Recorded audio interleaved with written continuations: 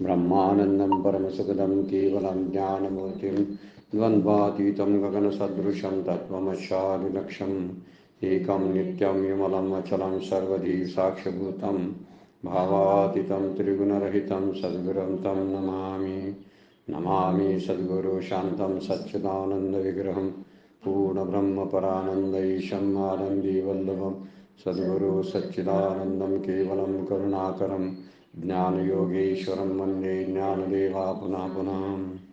अलंकापुरी पुण्यभूमि पवित्र तिथे नांदतो ज्ञानराजा सुपात्र तया आठविता महापुण्यराशी नमस्कार माझा सद्गुरु ज्ञानेश्वराशी। सर्व संतांना वंदन, सद्गुरूंना वंदन, ज्ञानेश्वर माऊलींना वंदन, आपणा सर्व श्रोत्यांना वंदन करून आजच्या चिंतनाला प्रारंभ। कालच्या चिंतनामध्ये आपण 446 नंबरच्या ओळीपर्यंतचा विचार केलेला होता। असा जो चांगल्या कुळामध्ये जन्मलेला जो योगी असतो, तो योगी जिथं नीती आहे, जिथं धर्म आहे, जिथं सत्य भाषण केलं जातं, जिथं सत्य आणि शुद्ध असलेलं भाषण असतं आणि ज्या ठिकाणी शास्त्रदृष्टीनं सगळं घर चालवलं जातं किंवा ज्या ठिकाणी फार मोठा विचार आणि ज्ञानेश्वर माऊली म्हणतात सारासार विचार जो आहे, असा सारासार विचार नावाचा मंत्री ज्या घराचा प्रमुख असतो, म्हणजे सारासार विवेक आणि नित्यानित्य विवेक सांभाळून त्या घरातले सगळे कुटुंबीय वागत असतात असं सांगायचं आहे। अशा एका चांगल्या पवित्र कुळामध्ये त्याचा जन्म होतो। किती सुंदर कल्पना आहे आणि तो भाग्यवान किती हा विचार आपल्या लक्षात येतो की त्याच कुळामध्ये तो जन्माला येतो आणि तिथंच त्याचं जे वातावरण त्याला मिळायला पाहिजे ते वातावरण त्याला प्राप्त होतं। वेद तो जोगेश्वरू जया व्यवसाय निजाचारू सारासार विचारू मंत्री जया, असा विचार आपण मागच्या चिंतनामध्ये पाहिला होता। जयाच्या कुडी चिंता झाली ईश्वराची पतिव्रता। कशी आहे?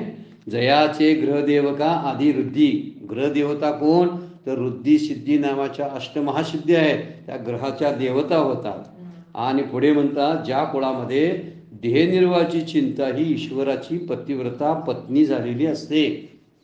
म्हणजे काय तर चिंता सगळी ईश्वराला वाहिलेली असते असा त्याचा अर्थ आहे। पण वर्णन करताना माऊलीच वर्णन करतात की ज्या ठिकाणी कुळामध्ये लोक ईश्वर प्राप्तीसाठी पतिव्रतेप्रमाणे चिंतन करत असतात, निष्ठा असते त्यांची, हा एक, किंवा ज्या ठिकाणी देहनिर्वाहाची चिंता जी आहे ही ईश्वराची पतिव्रता पत्नी झालेली असते, म्हणजे ईश्वर उपजीविकेची काळजी वाहतो असा त्याचा अर्थ। एक वेगवेगळ्या प्रकारचा अर्थ इथं वर्णन केलेला आहे। त्या कुळामधले लोक ईश्वर प्राप्तीसाठी पतिव्रता जशी निष्ठेने सेवा करते पतीची, तशी भगवंताची सेवा करणारे निष्ठावान वारकरी, निष्ठावान साधक त्या कुटुंबामध्ये जन्मलेले असतात। ते सतत अहर्निश ईश्वराच्या चिंतनामध्ये असतात, म्हणून त्याला पतिव्रता शब्द वापरलेला आहे। पतिव्रता हा शब्द वापरताना माऊलींना तो चांगल्या दर्जाचा भक्त असतो हेच सांगायचं आहे। फक्त भक्ताबद्दल सांगताना पतिव्रतेचा दृष्टांत माऊलीने देते। तर ईश्वराचा भक्त पतिव्रतेसारखा असतो की जो मनापासून ईश्वराची सेवा करत असतो आणि तिच्यामध्ये निष्ठा असते।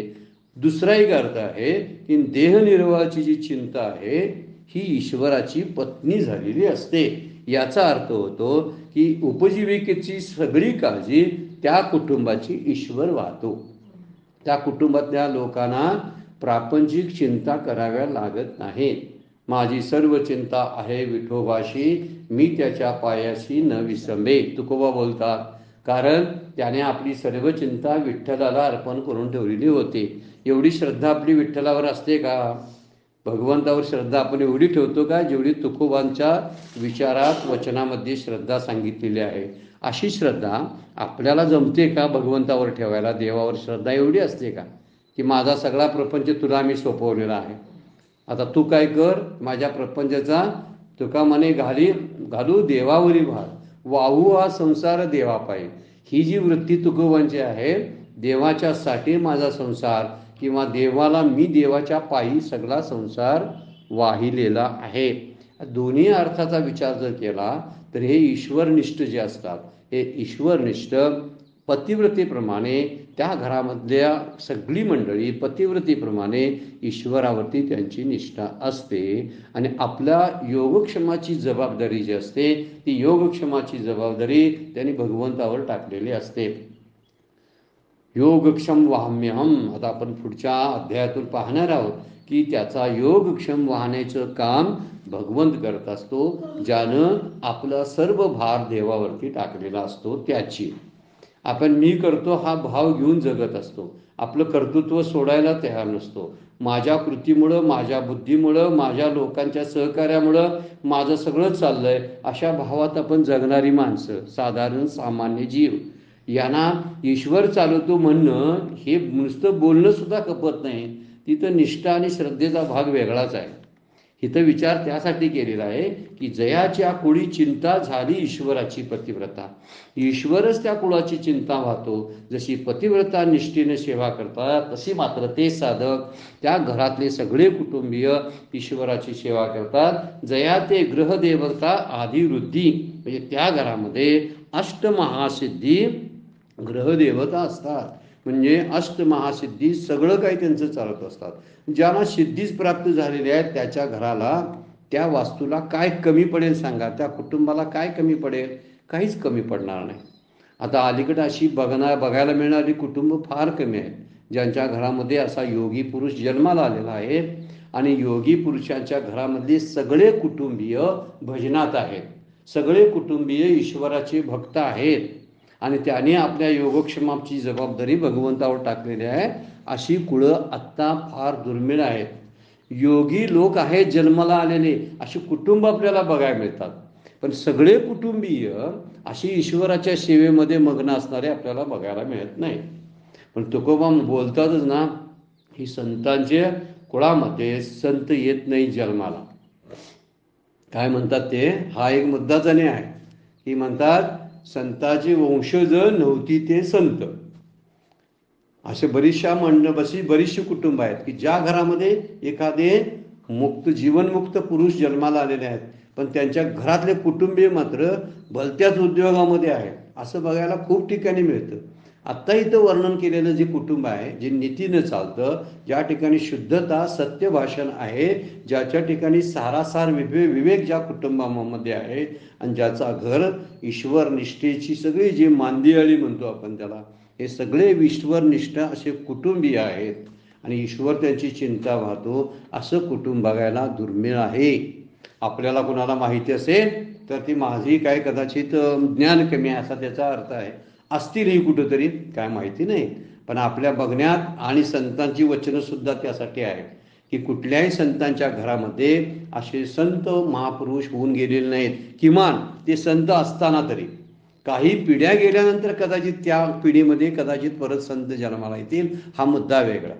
पण संत तिथं असताना घरामध्ये त्या कुटुंबांमध्ये वावरत असताना इतर मंडळीसुद्धा त्याला सपोर्ट करतात. उलट त्याला विरोध करणारी मंडळी कुटुंबामध्येच असतात, त्यालाच विरोध करतात की तुमचं हे देवधर्म जरा गुंडळून ठेवा, आम्हाला त्याचा त्रास होतोय, असे म्हणणारे कुटुंबीय आहेत. अशा ठिकाणी योग्याचा जन्म झाला तर त्याचा तो जाईल त्याच्या पूर्वजन्माच्या कर्मामुळं.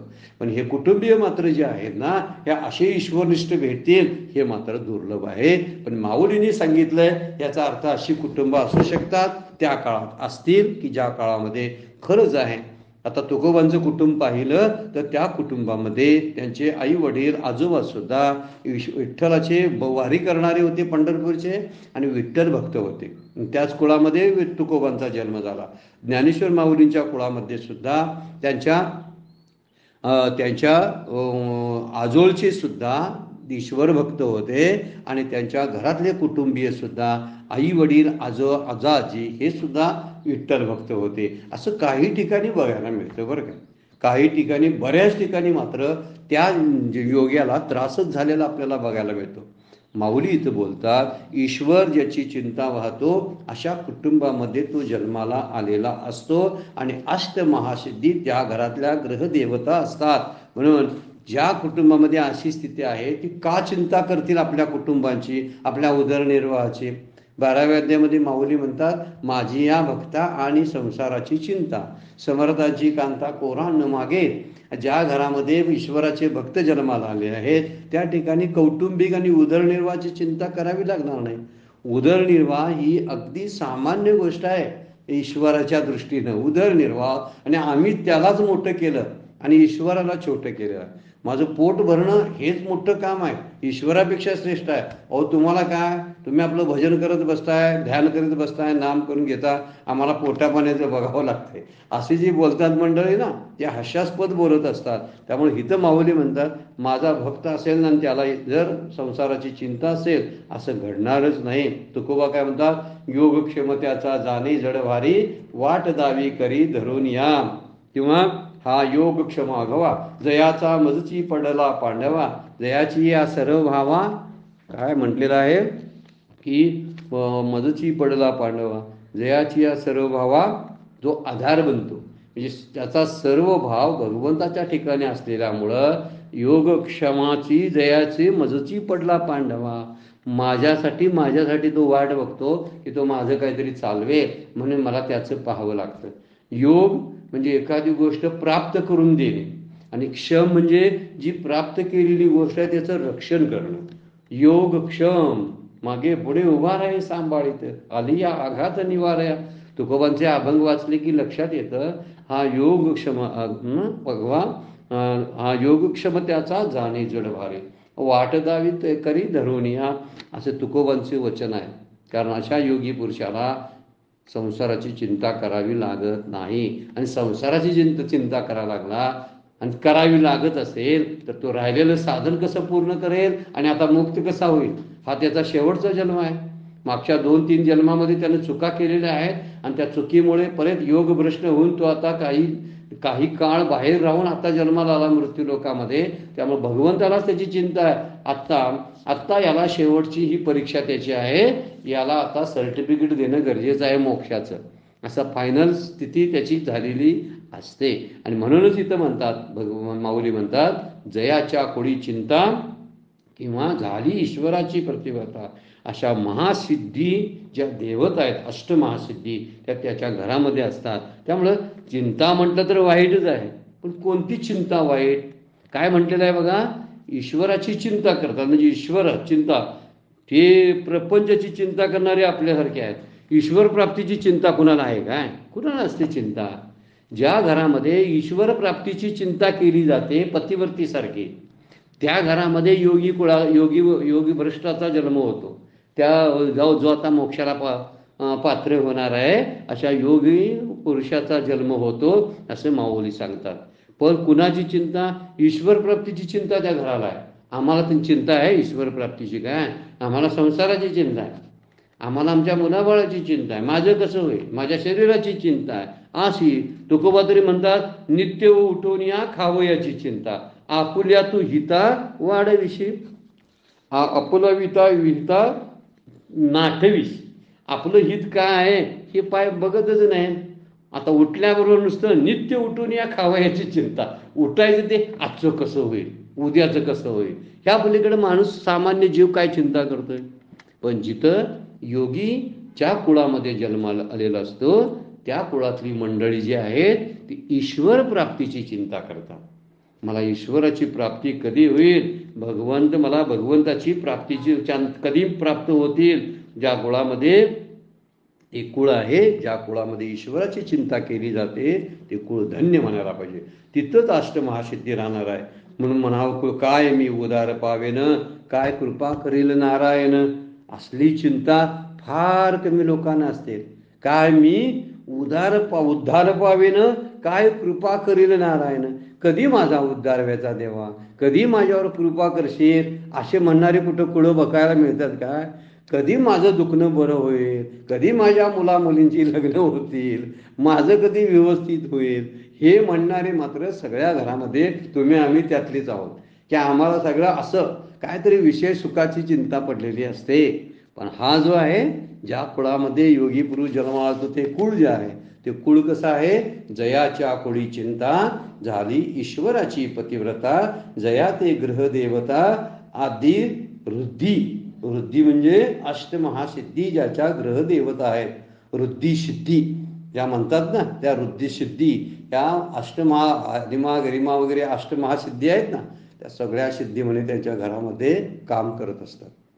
काय केवढं मोठं भाग्य असेल बघा, केवढा धन्य त्याचं ते कुळ, धन्य त्याचं कुळ म्हणायचं. आणि धन्य तू की ज्या घरामध्ये तू जन्माला आलेला आहे.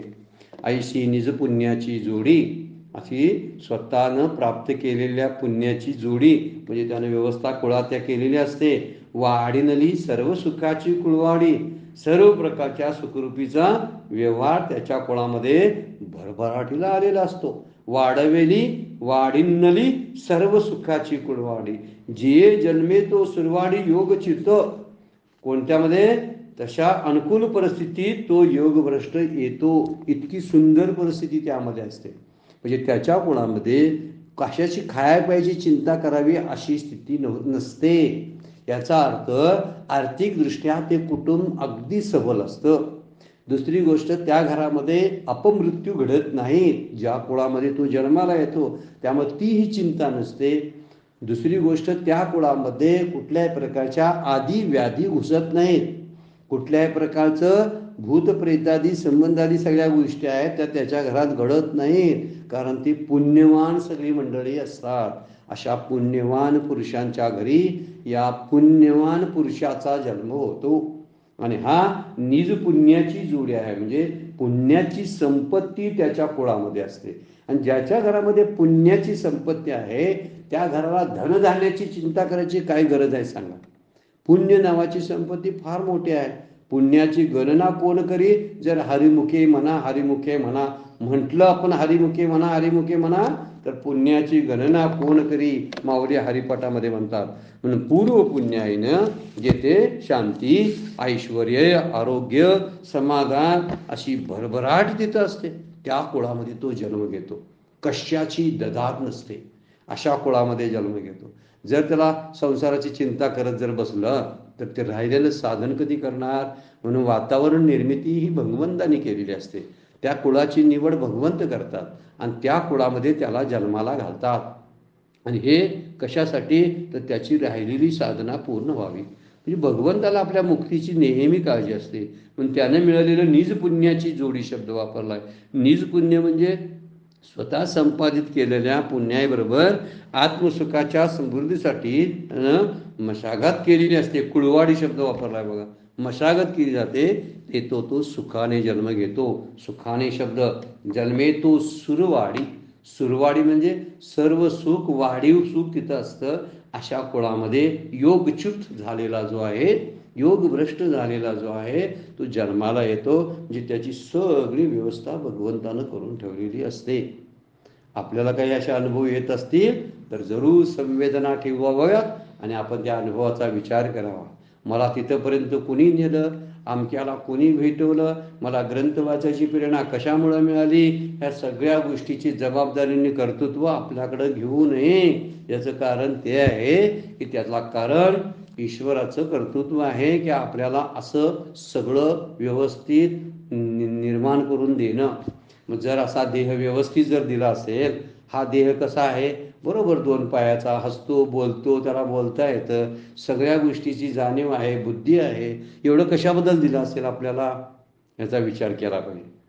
मला माझ्या कुटुंबामध्ये जशी संपत्ती दिलेली असते ना, तशी शरीर ही संपत्ती ही देवाने मला का दिली? तो ही नरदेहाची संपत्ती आहे. कुठल्या तर डुकराचा, कुत्र्याचा, हत्तीचा, वाघाचा जन्म दिला नाही. कारण देवाला वाटतं ह्याला तर ही संपत्ती पुरवलेली आहे आणि ही संपत्ती तो कशी वापरतो ते भगवंत पाहतात. जर त्या संपत्तीचा, शरीर नावाच्या संपत्तीचा गैरवापर जे करणार आहेत त्यांच्याकडून तो संपत्ती पुढच्या जन्मात काढून घेतो. म्हणजे काय करतो? ती संपत्ती काढून घेतो म्हणजे नरदेहाला जन्माला घालत नाही. का? तू पूर्वीच डुकरासारखा वागलास, माणसासारखा वागला नाही, म्हणजे तू त्या पात्रतेचा नाही, म्हणून तू डुकराच्या जन्माला जा असं म्हणत असतील भगवंत. आणि पुन्हा आपल्याला त्या चतुष्पाद किंवा पक्षांच्या जन्माला घालू शकतात, याचा विचार करावा. म्हणजे सगळ्यात मोठी संपत्ती मला प्राप्त झालेली आहे, हा नरदेह, दुर्लभ नरदेह प्राप्त झालेला आहे. जर आपल्याला जर अशी संवेदना जर जाणवत असेल तर मला काही चिंता नाही पडलेली. काही ठिकाणी बऱ्याच वेळा असं होतंय, माझे आई वडील लवकरच गेले. माझे म्हातारी ज्यांची सेवा करायला लागली असती, ती सेवा करायला माणसंच कोण म्हातारी माझ्याकडे शिल्लक नाही. माझ्या पोटाला मुलंच जन्माला आली नाहीत. त्यामुळे त्यांचं काय कर्तृत्व करायचं आहे ते मला करावंच लागलं नाही.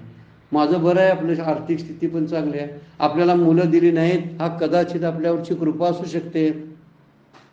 आपण त्याचा विचार करत नाही बरं काय. कधी आपल्याला मुलं नाही ही कधी कधी कृपा सिद्ध होते, कधी कधी नव्हे, बरेच वेळा कृपा सिद्ध झालेली आहे.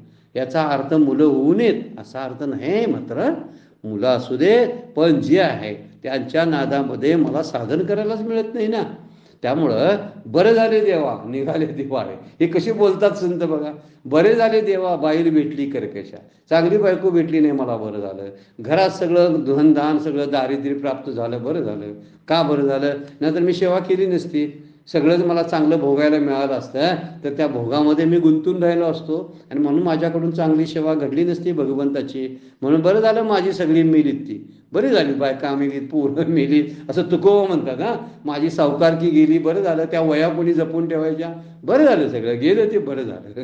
हे या सगळ्या गोष्टी आहेत ना, ज्यामुळं आपल्याकडून कोणतरी काहीतरी काढून घेते ना, त्यावेळी देव आपल्याला दुसरं काहीतरी देण्याच्या तयारीत असतो. म्हणून आपल्याकडून ते मागचं काढून घेतलं असतं. आपण म्हणते मागचं माझ्याकडनं देवानं काढून घेतलं, माझ्यावर अन्याय केला की काय? अन्याय नसतो तो. दुसरं तुला त्याच्यापेक्षा चांगलं द्यायचं आहे, आणि तू त्यामध्ये गुंतून राहशील म्हणून तुझ्याकडनं ते काढून घेतलं होतं. तिथं सुद्धा ईश्वर प्राप्तीची चिंता वाहणारं कुटुंब आहे. मला ईश्वरांची प्राप्ती कधी होईल म्हणून सतत प्रयत्न करणारे असे कुटुंबीय कुठं भेटतील हो? असे असतील कुठं तरी, तर क्वचित. त्यांना आपण सॅल्यूटच करावं, त्यांना दंडवत घाला की ज्याच्या घरामध्ये सगळी मंडळी या देवाच्या प्राप्तीसाठी आणि आत्मसुखासाठी तळमळत असतात. आम्ही कोण आत्मसुखासाठी तळमळतोय काय? नाही तळमळत. आणि तळमळत नसल्यामुळं आपली तळमळ आहे ती तळमळ होतची आहे. कुणाची? समर्थांची तळमळ आहे. तळमळ होतची आहे. आता ही तळमळ ते म्हणतात तुझ्या भेटीवरती मी तळमळतोय रामा, कधी भेट दिशील तू मला, ह्यासाठी त्यांची तळमळ आहे. आमची तळमळ कशाला आहे? मुलांची लग्न होईना, सून आणली आहे का ती चांगली मिळाली नाही, किंवा मुलांनाच मला नातवंड बघायला मिळालं नाही, माझ्या आर्थिक स्थिती माझ्याकडून कोणतरी काहीतरी हिसकावून घेतलं, माझ्या घरामध्ये सारखं आजारपणच आहे, मला फसवणारे जे मित्र भेटले, ह्यासाठी आमची तळमळ आहे. खरी तळमळ असायला पाहिजे ते आत्मसुखाची. त्याला आत्मसुख म्हणजे काय? तो आत्म्याचा आनंद आहे, देवापासून प्राप्त होणारा तो भक्तीतला आनंद आहे, तो शास्त्र अभ्यासामध्ये आनंद आहे, तो नाम घेताना आनंद प्राप्त होतो. त्या आनंदासाठी तळमळणारे फार दुर्लभ लोक आहेत. आणि ह्याचा विचार इथं या श्लोकामध्ये ओवीमध्ये माऊलीने केलेला आहे. माऊली खूप विस्तारानं श्लोक सांगतात बरं काय, फार विस्तारानं. त्यांना ते एक प्रकारचा रेफरन्स फक्त घेतात भगवद्गीतेचा, पण त्यांना सांगायचं आहे मात्र वेगळा आणि सुटसुटीत परमार्थ जो आपल्याला त्यांना बघितलाय त्यांनी, तो परमार्थ त्यांना योग्य पद्धतीने सांगायचा आहे गीतेचा आधार घेऊन. त्यामुळे पूर्व पुण्यामुळं त्याच्या घरामध्ये शांती असते, ऐश्वर असतं, आरोग्य असतं, समाधानाची प्राप्ती झालेली असते, भांडण तंटा त्या घरामध्ये नसतो, भरभराट असते. अशा शांत कुटुंबामध्ये तो जन्म घेतो, शांतपणे राहिलेली साधना पूर्ण करतो आणि शांतीला प्राप्त होतो. वर्णन केलेलं आहे इथे. म्हणतात तो असा जो सुख आहे जिये जन्मे तो सर्वाणी योगचित. 42 नंबरचा श्लोक आपण चालू करतोय. अथवा योगी नामेव कुले भवती धीमताम एतद्भी दुर्लभतरम लोके जन्म यदि दृश्यम. ज्या कुळामध्ये वर्णन केलंय किंवा, आता वरचं तरी एक, किंवा आता मगाशी सांगितलं श्रीमंत कुळामध्ये तो जन्म घेतो, हे एक. किंवा बुद्धिमान योग्याच्या कुळात जन्म घेतो. आचार्याने याच्यावरती भाष्य केलेलं आहे, दरिद्र कुटुंबामध्ये त्याचा जन्म होतो. ह्याच्यावर भाष्य या श्लोकावरती शंकराचार्यांच्या भाष्यावरती आहे की तो दरिद्र कुळामध्ये जन्म घेतो. वास्तविक श्लोकामध्ये तसं काय नाही बरं काय. अथवा योगी नामेव कुले भवती धीमता, जिथं काय केलेलं असतं, अशा विशेषणाने विशिष्ट कुळातला जन्म या लोकी अति दुर्लभ आहे. एतद्भी दुर्लभतरम लोके जन्म यदि दृश्यम. अशा प्रकारचा जन्म आता तो कठीण आहे. त्याबरोबर दुसरा श्लोक त्याला जोडून आहे बघा, 43 नंबरचा. तत्र तम बुद्धी संयोगम लभते पूर्वदेहिकम एततेच ततो भूया संशुद्धो कुरुनंदन. त्या कुळात पूर्वदेहात संपादन केलेल्या बुद्धीचा संयोग त्याला प्राप्त होतो. पूर्वजन्मी जे केलेलं सुकृत आहे त्या सुकृताचा त्याला आता इथं उपयोग होतो आणि त्यानंतर पुढची योग भूमिका जी आहे तो संपादन करण्याकरता पुन्हा प्रयत्न करतो. तथा भूया संशुद्धी कुरुनंदना यततेच ततो भूया तत्रं बुद्धी संयोगम लभते पूर्वदेहिकम. पूर्वीच्या संस्काराप्रमाणे त्याला बुद्धी प्राप्त होते. संचित्तशी बुद्धी, तुकोबांचा अभंग आहे. संचित्तशी बुद्धी. बुद्धी कशामुळे प्राप्त होते? संचितातील कर्मामुळे बुद्धीची प्राप्ती होत असते. त्यामुळं 42 आणि 43 नंबरच्या श्लोकावरती माऊलींनी सुंदर भाष्य केलेलं आहे की अशा दुर्लभ बुद्धिमान योग्याचा कुळात जन्म, असा जन्म दुर्लभ आहे मात्र. आणि दुसरी गोष्ट, त्या कुळामध्ये पूर्वदेहात संपादन केलेल्या बुद्धीचा संयोग प्राप्त होतो.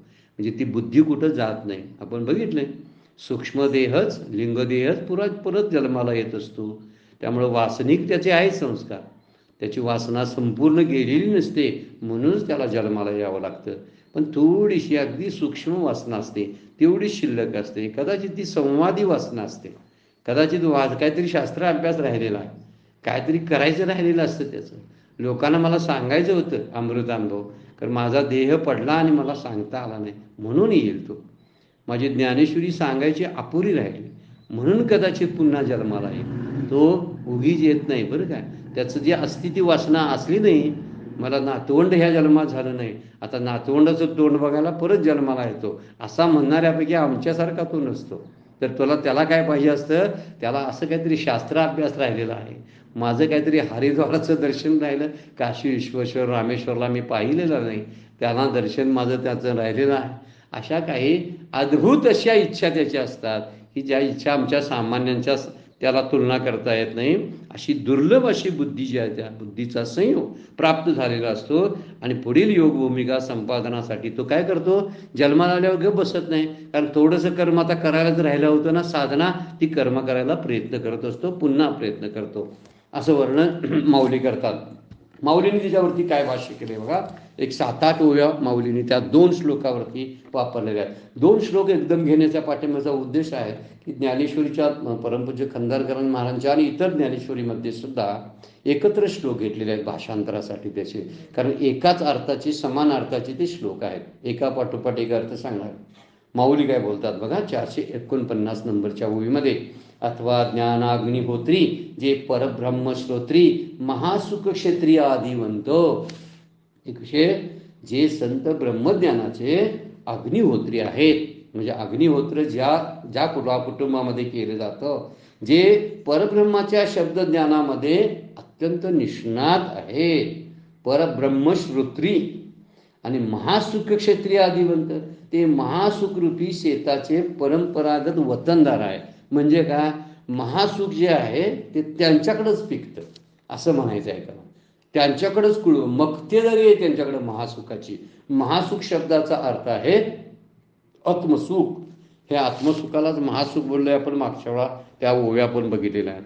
अशा ज्ञानवंताच्या कुळामध्ये ज्ञानाग्निहोत्री म्हणजे जिथं ज्ञानाचा यज्ञ केला जातो. सगळ्यात श्रेष्ठ यज्ञ आता पुढच्या श्लोकामध्ये आपण बघणार आहोत. तो जो ज्ञानयज्ञ आहे असा ज्ञानयज्ञ कर्माचा यज्ञ असतो. आणखीन हे काहीतरी पुण्यप्राप्तीसाठी यज्ञ केले जातात. हा यज्ञ इथं सांगितलेला नाही बरं का. ज्ञानाग्निहोत्री म्हणजे ज्या ठिकाणी, ज्या कुळामध्ये, ज्ञानवंताच्या कुळामध्ये जिथं ज्ञानयज्ञ केला जातो अशा ज्ञानवंताच्या कुळामध्ये जन्म येतो. आणि हा जन्म संसारामध्ये अत्यंत दुर्लभ आहे. परब्रह्मक्षेत्री महाक्षेत्री आदिवंत असा हा दुर्लभ जन्म त्याला त्या ज्ञानी माणसाच्या कुटुंबामध्ये प्राप्त होतो. त्याने तीव्र वैराग्य आणि परमात्म प्राप्तीचा उद्देश ठेवून साधना केलेली असते. उगीच येत नाही. पूर्वदेहिकम शब्द वापरलेला आहे. तीव्र वैराग्य त्याच्याकडे असतं आणि परमात्म प्राप्तीसाठी आणि मोक्षासाठी त्यानं खूप साधना केलेली असते. पण पूर्णतेला पोचलेला नसतो ना. योगभ्रष्ट झाल्यामुळं, त्याला मृत्यू आल्यामुळं, शेवटची अंतिम इच्छा जी आहे ती चुकीची झाल्यामुळं त्याला पूर्णत्व आलेलं नसतं. त्यामुळं तो स्वर्गात न जाता एखाद्या योग्याच्या कुळामध्ये जन्माला येतो. स्वर्गात कोण जातं? ज्याने इच्छा स्वर्गाची केलेली आहे आणि पुण्यप्राप्ती केली अशानं. याला पुण्यही नाही आणि पापाचाही विचार केलेला नाही, हा त्याच्या पलीकडे गेलेला आहे. त्यामुळे त्याला नरकातही जायला लागत नाही, कारण तेवढं काही कमी नसते, आणि स्वर्गातही जायला लागत नाही, कारण त्याला पुण्य स्वर्गसुखासाठी इच्छाच कधी केलेली नसते. त्याला परमात्मप्राप्तीची इच्छा असते, मोक्षसुखाची इच्छा असते. आणि मोक्षसुख मिळायला सगळ्यात मोठं चांगलं ठिकाण कोणतं असेल तर मृत्यूलोक, पृथ्वीवर यासाठी किती धडपड करतात देव. आणि आपण पृथ्वीवर जन्माला आलोय म्हणून दुर्लभ नरदेह आहे असं म्हणतात. 3 गोष्टी दुर्लभ सांगितल्यात आचार्याने, त्यातला नरदेह हा दुर्लभ आहे. त्यामुळं असा पूर्णतेला न पोचलेला स्वर्गात न जाता मृत्यूलोकामध्ये योग्यांच्या कुळात जन्म पावतो. अगोदरच्या श्लोकामध्ये काय सांगितलं होतं की शुद्ध सात्विक श्रीमंता घरी त्याचा जन्म होता असं सांगितलं होतं. पण याचा जन्म तत्वज्ञ किंवा जीवनमुक्ताच्या घरी होतो. त्यामुळं हा दुर्लभ जन्म आहे, सगळ्यात दुर्लभ जन्म आहे म्हणून सांगितलेला. दुर्लभतरम म्हणजे दुर्लभापेक्षा दुर्लभ, दुर्लभातला दुर्लभ, दुर्लभतरम असा जन्म त्याला प्राप्त होतो. कारण त्या वातावरणात त्याचं राहिलेलं साधन त्याला पूर्ण करता येतं. अशा कुळामध्ये त्याला जन्म येतो ज्याच्या घरी शास्त्राभ्यास आहे, जी शास्त्राभ्यासाची परंपरा आहे, जे तत्वज्ञानामध्ये निष्णात आहेत, आणि ज्या घरामध्ये ब्रह्मसुखाची शेती काढून ज्ञानाचं पीक घेतलं जातं. माऊली कशी बोलतात बघा, ब्रह्मसुखाची शेती केली जाते आणि त्यात पीक कुठलं येतंय? ज्ञानाचं. हे काय रूपक वापरतात म्हणून म्हटलं नाही, महासुख क्षेत्री आदिवंत, फार ते ज्ञानवंत असतात. आणि अशा परब्रह्मश्रोत्री म्हणजे ज्याच्या ठिकाणी शब्द ज्ञानामध्ये आणि शास्त्रामध्ये पारंगत असणारी लोक असतात, अशा घरामध्ये फार दुर्मिळ कुटुंब आहे बरं काय. आणि हा योगी पण दुर्मिळ आहे. कदाचित हा योगी भेटेल, परंतु या अशा योग्य कुळामध्ये जे कुळाचं वर्णन इथे केले ते कुटुंब भेटणं मात्र मुश्किल आहे. मगाशी आपण विचार केला त्याच्यावरती. अशा विद्वान सत्शील आईवडिलांच्या पोटी त्याचा जन्म होतो की जिथं ज्ञानच सांगितलं जातं, जिथं ज्ञान बोललं जातं, जिथं ज्ञान ऐकलं जातं, अशा सुंदर अशा कुटुंबामध्ये. कदाचित ते कुटुंब दरिद्र असेल, इथे श्रीमंतीचा उल्लेख आणि ऐश्वर्याचा केलेला नाही या श्लोकामधून. अगोदरच्या श्लोकामध्ये माऊलींनी सांगितलेलं आहे ते, कारण त्याचं काही भोग असतात, ते श्रीमंता घरीच भोग पूर्ण होणार होते म्हणून काही योगी त्या कुळामध्ये जन्माला येतात. पण ज्यांचे भोगच काही संसार इच्छेचे राहिलेले नाहीत ना, ते असे योगांच्या कुळामध्ये दरिद्र कुटुंबामध्ये सुद्धा जन्माला येतात. तुकोबांचं सुद्धा कुटुंब, आता अगोदर त्यांची सावकार जरी असली, काही काळानंतर अगदी 20व्या वर्षानंतरच त्यांची सावकारकी गेली, धनधान्य गेलं. 20, 22, 23 वर्षामध्ये दारिद्र्य प्राप्त झालेलं आहे त्यांना. आता त्या काळातला तो दुष्काळ, त्या काळात त्यांच्यावर आलेली संकट, हे तुकोबांच्या आयुष्यामध्ये ज्ञानोबा माऊलींच्या आई वडील लहानपणीच त्यांना सोडून गेले. काय त्यांना कुठल्या प्रकारचं सांसारिक सुख लागलंय सांगा, तरी त्यांनी परमार्थ प्राप्तीसाठी प्रयत्न केलेतच ना. आणि लोकांना परमार्थाने शिकवला, केवढे मोठे उपकार आहेत त्यांचे. अशा एखाद्या सुंदर कुटुंबामध्ये त्याचा जन्म होतो, योगी कुटुंबामध्ये जन्म होतो. लहानपणीच विठ्ठलपंतांनी त्यांना खूप असं तत्वज्ञान शिकवलं होतं. त्यांना सगळ्या वेदातल्या ऋचा त्यांच्याकडून म्हणून घेतलेल्या आहेत, या 4 भावंडांच्याकडून, असं त्यांच्या चरित्रामध्ये उल्लेख आहे. किती लहान वयामध्ये, 16व्या वर्षी ज्ञानेश्वरी, 21व्या वर्षी समाधी, या सगळ्या गोष्टी अचंबित करणाऱ्या आहे. अचंबित का? त्याला कारण आहे, ते असंच आहे तिचं कारण, ते तेवढ्यासाठी आलेले असतात. आलो याच्या कारणाशी की जे वर्तले ऋषी साच भावे वर्तावया, ज्या ऋषीमुनीने काय तत्वज्ञान सांगितले ना, ते सोपं करून सांगण्यासाठीच आम्ही आलोय असं तुकोबा बोलतात. किती परखटपणाने सत्य सांगतात बघा. वास्तविक गुपित गोष्ट आहे, पण त्यांनी गुपित गोष्ट उघडी करून सांगितली. आम्ही कशाला आलोय ते त्यांनी सरळ स्पष्ट भाषेत सांगितलेलं आहे. यावर आता विश्वास ठेवणं आपण गरजेचं आहे. आमचा तुकोबांच्यावर विश्वास आहे, त्यांच्या शब्दावर सुद्धा विश्वास ठेवला पाहिजे. जर असा विचार केला तर अथवा ज्ञान अग्निहोत्री, जे परब्रह्म क्षत्री, महासुख क्षेत्री आदिवंत, जे सिद्धांताची या सिंहासनी राज्य करती त्रिभुवनी, जे कूजती कोकिलवनी संतोषाच्या. आता इथं वर्णन परत दिलंय बघा, जे ते शास्त्र सिद्धांताच्या बैठकीवर बसून धर्मनीतीचे निर्णय घेतले जातात. काय म्हणतात वर्णन बघा, सिद्धांताची या सिंहासनी राज्य करती त्रिभुवनी, जे कुजती कोकिलवनी, जे संतोषाच्या वनात ज्ञान निरूपणाचे मधुर कुंजन करणारे कोकिळ आहेत. असे ते योगी आहेत जे शास्त्र सिद्धांताच्या सिंहासनावर बसून त्रैलोक्यात धर्म आणि धर्माचे राज्य निर्णय करतात, निर्णयाचे राज्य करतात. म्हणजे जिथं धर्म नीती सगळं व्यवस्थित चालू असतं, ज्या ठिकाणी शास्त्र सिद्धांत तरी रोज बोलले जातात, शास्त्र सिद्धांताची बैठकच त्या घरामध्ये असते, असं शास्त्र सिद्धांताचं बैठकीचं घर हा विचार करणारा बाबा आहे बरं काय. आणि फार दुर्मिळच कुटुंब आहे. हा योगीही दुर्मिळ आहे आणि ते कुटुंबही दुर्मिळ आहे. म्हणजे शास्त्र सिद्धांत जे ते जन्म घेतात, त्यांच्या तोंडातून बाहेर पडतात ना, तयाचे बिशाट शब्द सुखे म्हणू जातावेत, ठेवी ती सच्चिदानंद का नव्हावे ते. माऊलींची ओवी 18व्या अध्यायामध्ये म्हणतात, तयाचे बिसाट शब्द, त्यांच्या तोंडातून बाहेर पडलेले शब्द तया सुखे म्हणू जाता वेद. अहो त्यालाच वेद म्हणतात. जे त्यांच्या तोंडातून बाहेर पडलेला कुठलाही शब्द वेदाचं रूप घेऊन बाहेर पडतो, ते शब्द ब्रह्म असतं. आणि दुसरी गोष्ट, आणि सदैव सच्चिदानंद का नव्हावेत, त्यांना देहरूपामध्ये भगवंतच का म्हणू नये, ती परब्रह्माची रूप आहे. दुसरं काय आहे, अमूर्त रूपात आलेलं ते परब्रह्म आहे, असं अनेक ठिकाणी संतांनी त्यांची ओळख करून दिलेली आहे. आणि हिथं सुद्धा माऊली बोलतात, ज्या ठिकाणी शास्त्राचे सिद्धांत ज्यांच्या तोंडातून सहज बोलणे हित उपदेश, सहज बोलले तर हिताचा उपदेश बाहेर पडायचा. तुकोबा सहज बोलायचे आणि त्याचे अभंग झाले. तुकोबाने लिहून ठेवण्यापूर्वी जगानं सगळं लिहून ठेवलेत अभंग, पाठांतर केलेत. केवढी मोठी ताकद त्या शब्दाने सिद्धांताला, शास्त्र सिद्धांताला असेल याचा विचार करावा. आणि धर्मनीती कशी असावी ही ज्या कुळाकडून शिकावं लागत्या, अशा कुटुंबामध्ये त्या योगी भृगभ्रष्टाचा जन्म होतो. आणि ज्या ठिकाणी दुसरे म्हणतात बघा, कुजती कोकिलवनी संतोषाच्या, म्हणजे ज्या ठिकाणी समाधान नांदत असतं आणि सतत ज्ञानरूप रूप स्वप्न सांगणारे तिथं जन्म घेतात. सगळीच मंडळी ज्ञानी असतात त्या घरातील, सगळेच मंडळी सिद्धांतावर बोलत असतात आणि सगळ्यांच्यात समाधान नांदत असतं. सगळ्या समाधान ते दर्शन, ज्यामुळं भगवंत प्राप्त होतं ना, ती गोष्ट म्हणजे समाधान. समाधान सदासजी प्राप्त होत नाही बरं का. समाधान हे फार मोठं सुख आहे, फार मोठं सुख. आणि हे सुख ज्याला प्राप्त होतं ना, म्हणून ठेविले अनंते तैशीची राहावे, चित्ते असू द्यावे समाधान, हा जो उपदेश तुकोबा करतात ना, त्याचं कारण तेच आहे. त्यामुळे एखाद्या दरिद्री कुटुंबामध्ये जरी जन्म झाला, त्याला दरिद्री काय वाटतच नाही ना, कारण विषयातलं दारिद्र्य असतं, आत्मसुखाचं नाही. त्यांच्याकडे आनंद नांदत असतो. आणि आनंदाच्या ठिकाणी विषयातलं दारिद्र्य असलं काय नसलं काय त्याचा उपयोग आहे. अशा योगभ्रष्ट जो झालेला आहे, तो अशा चांगल्या ज्ञानवंताच्या कुळामध्ये जन्म घेतो, जिथं शास्त्र सिद्धांत बोलले जातात, जिथं रात्रंदिवस समाधान टिकून असतं. आपण व्यासांच्या पोटी बघा, शुकदेवांचा जन्म झाला. व्यास मुनींनी केवढी सेवा केली होती, त्यांच्या पोटीच शुकदेवांचं मागचं पुण्य, त्यामुळे शुकाचार्यांचा जन्म झाला.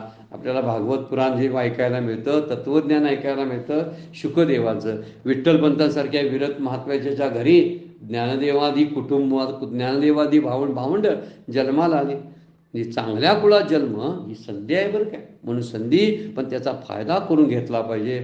नाही फायदा करून घेतला तर का उपयोग आहे. नुसतं कुळ श्रेष्ठ असून का उपयोग आहे काय सांगा बघू.